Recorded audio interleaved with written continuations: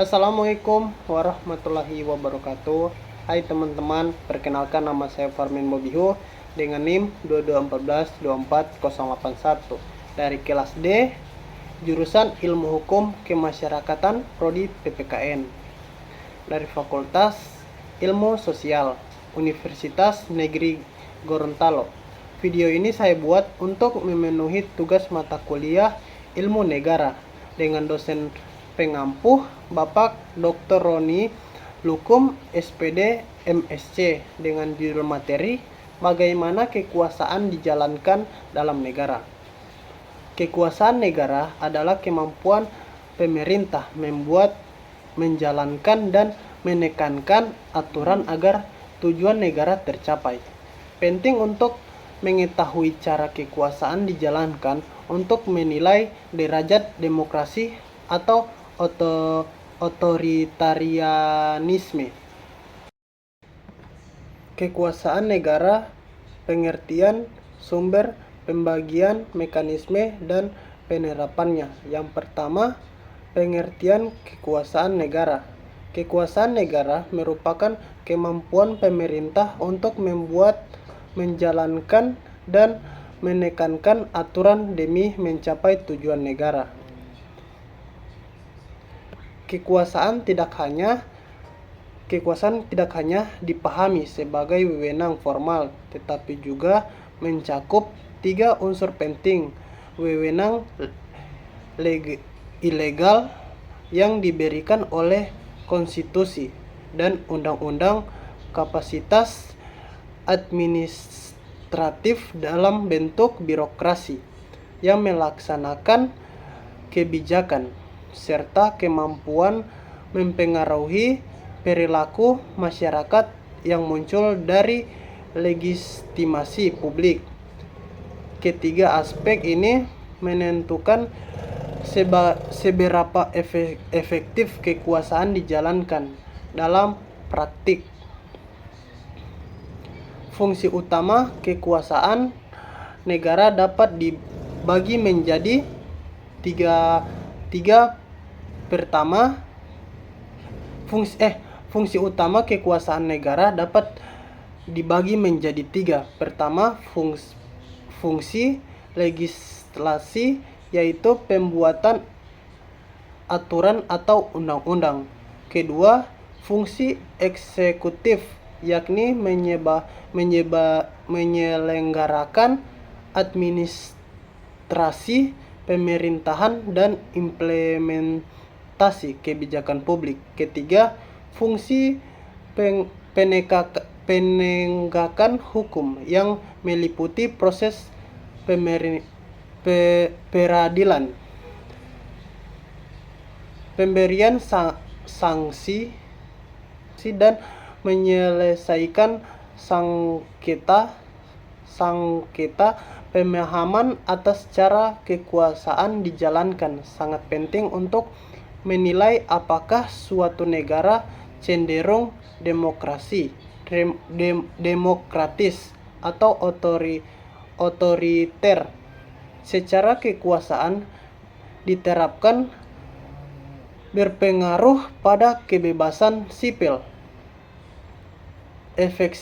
efektivitas pelayanan publik, penegakan hukum, serta tingkat penyalahgunaan wewenang seperti korupsi atau nepotisme. Indikator yang dapat digunakan untuk menilai derajat kekuasaan yang sehat meliputi kebebasan pers, transparansi anggaran, independensi yudikatif, dan sistem pemilu yang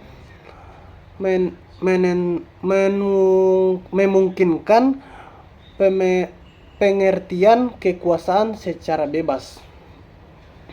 Yang kedua, sumber kekuasaan negara. Kesuksesan negara bersumber dari kedaulatan rakyat, kedaulatan hukum, dan konstitusi yang saling terkait dalam mengatur legitimasi dan pembatasan kekuasaan. Pertama, kedaulatan rakyat menegaskan bahwa kekuasaan pemerintah berasal dari mandat yang diberikan oleh masyarakat. Mandat ini diperoleh melalui mekanisme demokratis seperti pemilu, referendum, partisipasi politik, dan keterlibatan warga dalam proses pemerintahan. Pemerintahan yang dikehilangkan legitimasi pada rakyat berpotensi menghadapi krisis politik. Kedua, kedaulatan hukum, rule of law, memastikan bahwa seluruh tindakan negara harus didasarkan pada hukum yang jelas, konsisten, dan dapat diprediksi. Prinsip ini menurut adanya lembaga peradilan yang independen, aturan yang tidak diskriminatif, serta perlindungan hak warga negara dari tindakan sewenang-wenang. Rule of law menjadi pilar penting dalam minimaliskan korupsi dan menjaga kestabilan demokrasi. Ketiga, konstitusi merupakan peta besar menyelenggarakan negara. Konstitusi menentukan struktur lembaga negara, pembagian kewenangan, jaminan hak asasi manusia, serta batas-batas kekuasaan pemerintah. Melalui mekanisme seperti amandemen konstitusi, judicial review, serta interpretasi oleh Mahkamah Konstitusi, struktur kekuasaan dapat dikoreksi ketika terjadi penyimpangan. Ketiga, pembagian kekuasaan.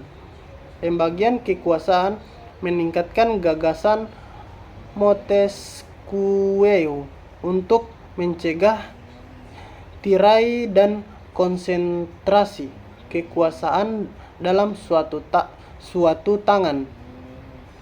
Kekuasaan negara dipisahkan menjadi legislatif yang berwenang membuat undang-undang, menetapkan anggaran, dan mengawasi jalannya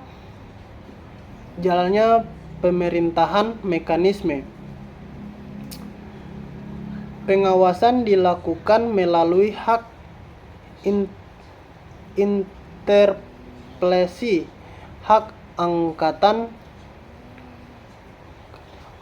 angkat, dan hak menyatakan pendapat. Eksekutif yang bertugas melaksanakan undang-undang, mengatur kebijakan teknis, pengolahan administrasi negara, dan menjalankan program pemerintahan.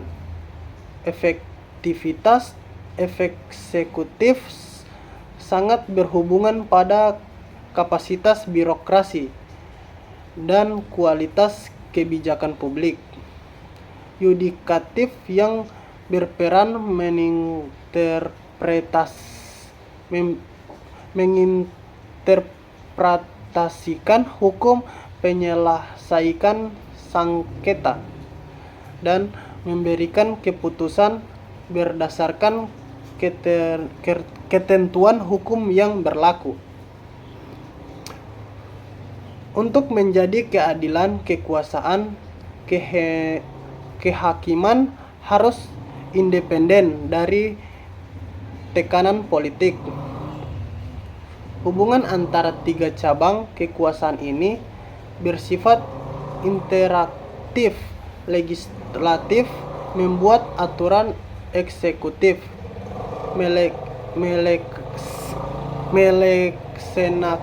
melaksanakan, dan yudikatif menafsirkan apabila terjadi sengketa. Keempat, cara kekuasaan dijalankan dalam negara demokrasi. Dalam negara demokrasi, kekuasaan dijalankan melalui mekanisme yang transparan, berbasis hukum dan mengutamakan keterlibatan masyarakat. Pemilu menjadi saran utama rekrutmen pemimpin serta mekanisme evaluasi kinerja pemerintahan. Pemilu harus dilaksanakan secara bebas, jujur, adil, rahasia, dan berlangsung secara periodik. Selain itu, pemerintah harus bekerja berdasarkan hukum yang jelas dan dapat diuji kebebasannya.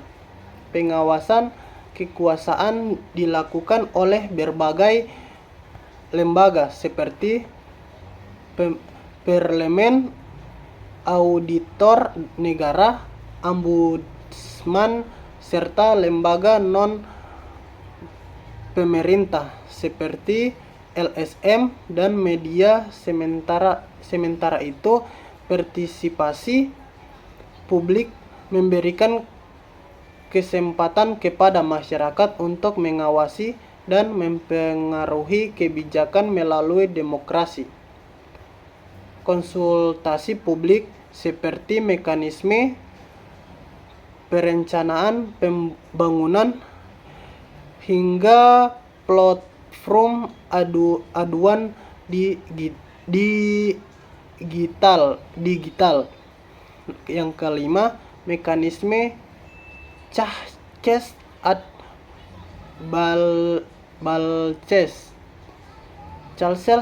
Balces memastikan bahwa setiap lembaga negara dapat saling mengawasi dan membatasi. Mekanisme ini meliputi penggunaan hak veto, judicial review oleh Mahkamah Konstitusi, persetujuan legislatif terhadap penekankan pejabat publik, hingga makzul presiden apabila terjadi pelanggaran berat. Proses checks and balances biasanya berjalan ketika eksekutif menginisiasi kebijakan yang dianggap kontroversi, menjadi legislatif mengoreksi atau menolaknya undang-undang yang disahkan, dapat diuji oleh yudikatif apabila dianggap bertanggungan dengan konstitusi. Mekanisme ini mencegah penyalahgunaan kekuasaan meskipun efektivitasnya sangat bergantung pada independen lembaga dan kekuasaan politik yang ada. Yang keenam, kekuasaan dalam negara otoriter. Perbandingan.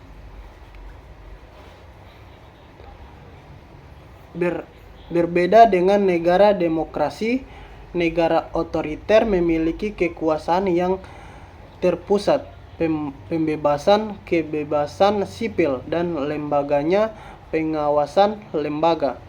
Pemerintah mengontrol media, membatasi kebebasan berorganisasi, serta menekankan oposisi melalui peraturan keamanan atau tindakan administratif Sistem peradilan biasanya tunduk pada eksekutif sehingga tidak mampu menjalankan fungsi pengawasan. Akibatnya, kebijakan sering bersifat top-down tanpa proses legislasi yang terbuka.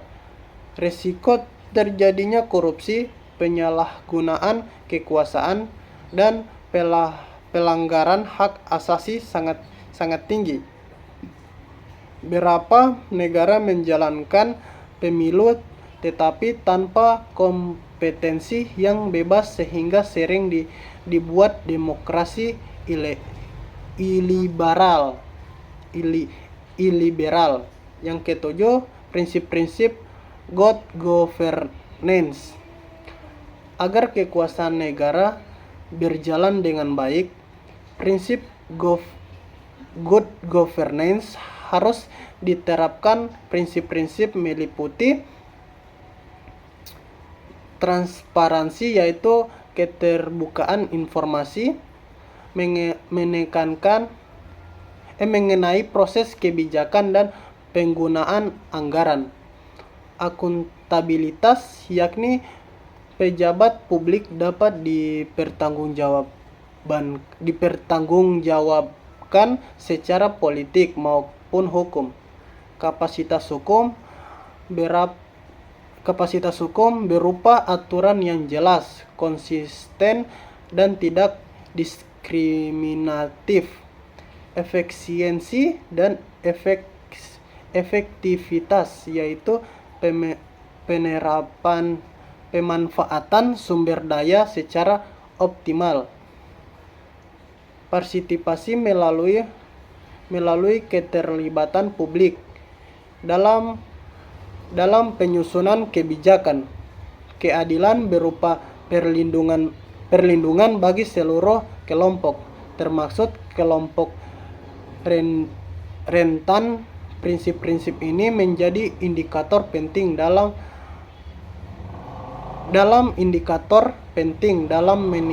menilai kekuasaan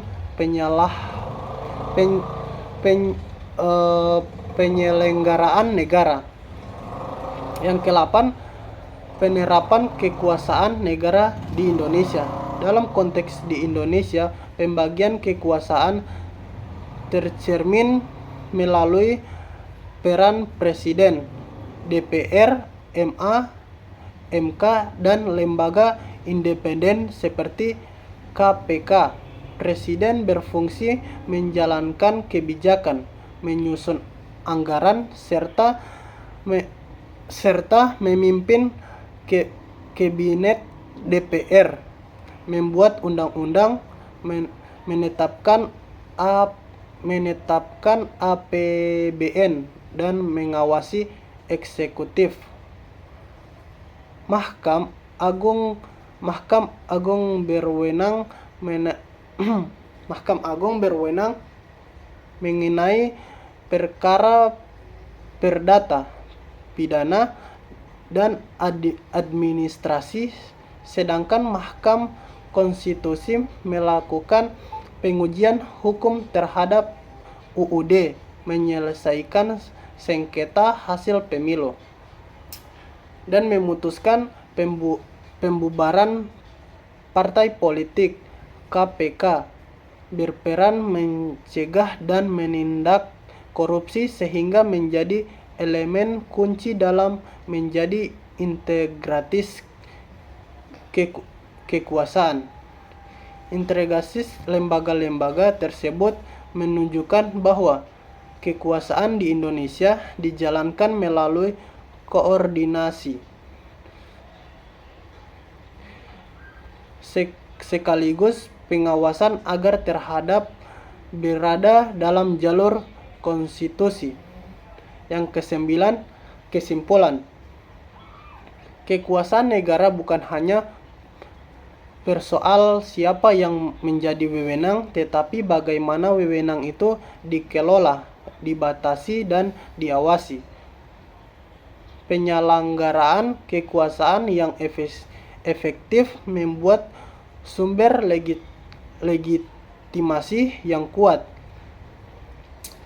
pembagian kekuasaan yang seimbang, pengawasan oleh lembaga negara dan masyarakat, serta penerapan prinsip governance negara yang mampu menjadi keseimbangan ini akan lebih efisien dalam memberikan pelayanan publik, menekankan hukum, melindungi hak-hak warga, serta menjaga stabilitas politik. Baik, itulah materi dari saya. Bila ada salah kata, saya mohon maaf. Assalamualaikum warahmatullahi wabarakatuh.